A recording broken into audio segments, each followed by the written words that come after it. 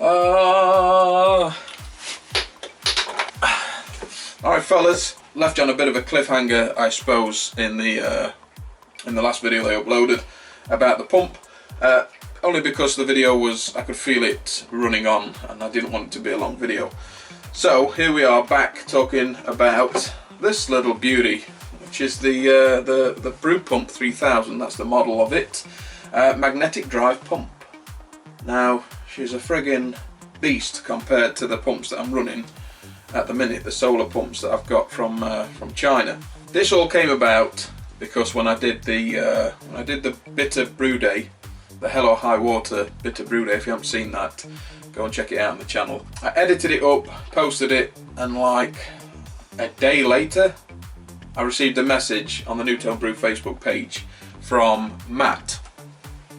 Now Matt runs kegkingdom.co.uk, and he sent me a message saying that he likes the channel and saw the video where the pump packed in, and he said we'd like to replace that pump for you free of charge. So of course I said thank you very much, sent him my address. A day later it friggin' arrived.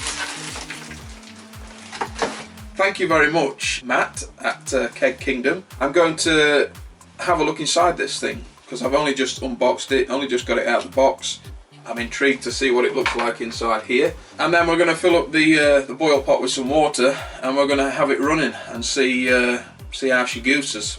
But this is how she comes. Comes with a little mounting bracket, so I guess you can mount that on a wall or on a desk or wherever, somewhere on your brew setup, and then it just comes cabled to a plug, and obviously you can cut the plug off and wire it into your system if you want to, or you can do what I'm probably going to do and keep the plug on it and use this as a very, very welcomed backup pump, because the problems I had in the last video where I was brewing, when you have a pump that packs up and dies on you and you have to either resort to one pump or no pumps, it can change the friggin' layout of the day.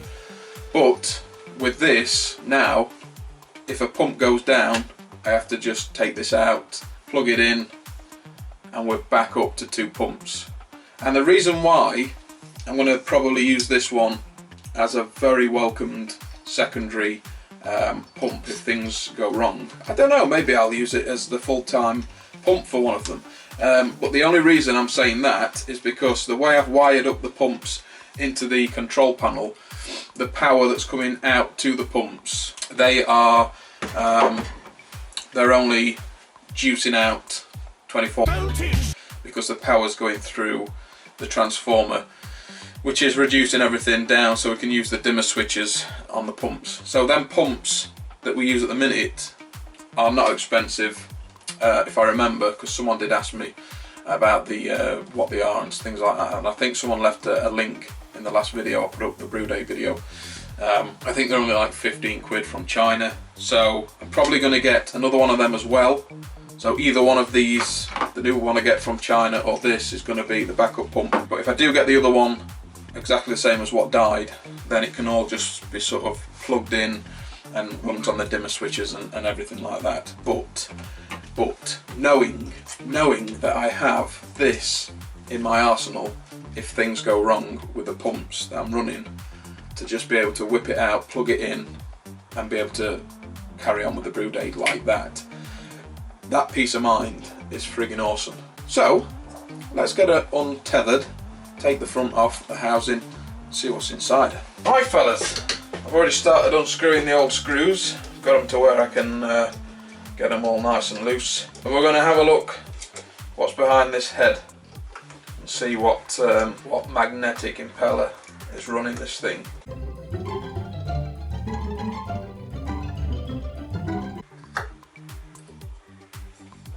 There we friggin' have it, boys.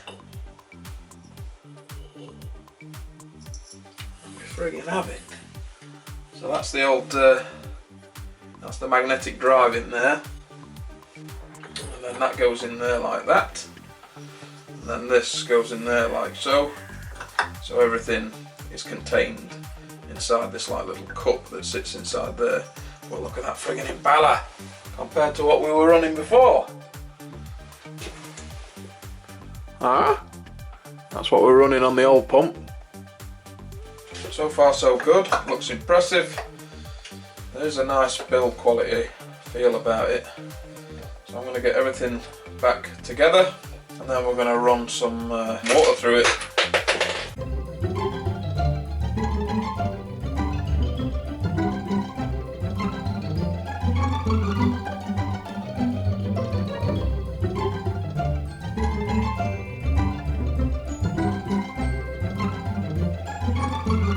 And now what I'm going to do is I'm going to take off the quick disconnects that were on the old pump and just thread them onto there just so we can get some pipes hooked up to her.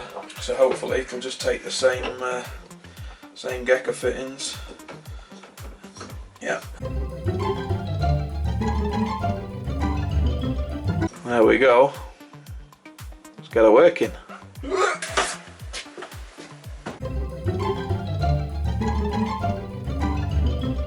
Right, pippage. So I'm going to recirculate the boil pot, so it's going to be coming out of there and into hither.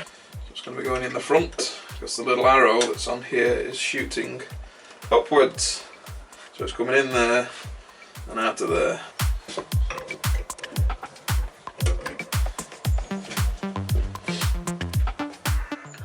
So we've got her set up. I'm just going to sit her on the floor a minute, chuck that in there. Grab you off of there. Oh, moment of truth. So she's going to flow out of there into the front of her. It's going to goose her up here and back in.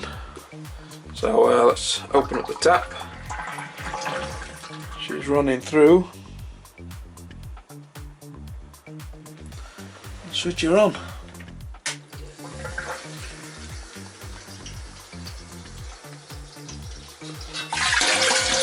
Holy shit!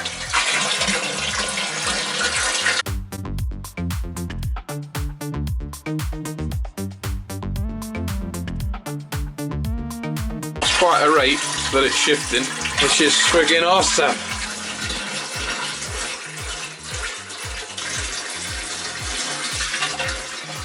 Well, she's working.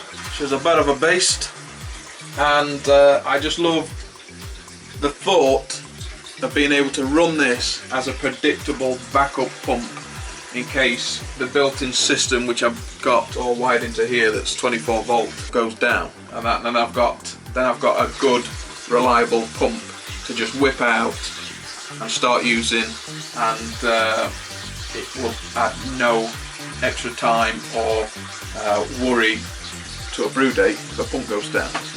Absolutely friggin' mint. BrewPump 3000, Keg Kingdom. Thank you very much, fellas. Thank you so much, Matt. Friggin' awesome. So as always, guys, don't forget to thumb it to the kids that already do. Don't forget to subscribe to the rub on down here that says subscribe. Click it, you know what's coming up next. Share the video, get it there for. To see you until next time. I'm out of here.